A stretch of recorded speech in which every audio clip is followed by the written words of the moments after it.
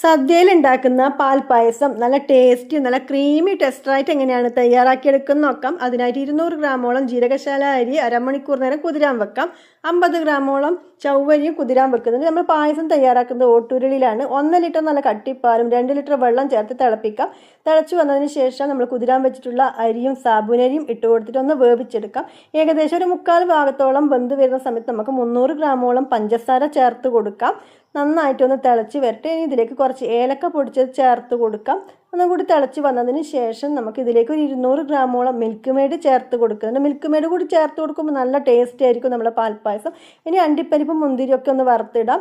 അണ്ടിപ്പരിപ്പ് നമുക്ക് നല്ല പോലെ തന്നെ മൂത്ത് വന്നിട്ടുണ്ട്. ഇനി കുറച്ച് ഗ്രാമ്പും പട്ടയും കൂടി ചേർത്ത് കൊടുത്തിട്ട് മുന്തിരിയും കൂടി ഇട്ട് കൊടുത്തിട്ട് ഒന്നുകൂടി മൂപ്പിച്ചെടുക്കാം. ഇനി നമ്മൾ തയ്യാറാക്കി വെച്ചിട്ടുള്ള പായസത്തിലേക്ക് ഒഴിച്ചു കൊടുക്കാം. നല്ല ടേസ്റ്റാണ് കേട്ടോ ഇത് കഴിക്കാൻ വേണ്ടിയിട്ട്. അപ്പോൾ ഈ ഒരു ഓണത്തിന് എല്ലാവരും ഈ ഒരു പായസം ഒന്ന് തയ്യാറാക്കി നോക്കി അഭിപ്രായം പറയണേ.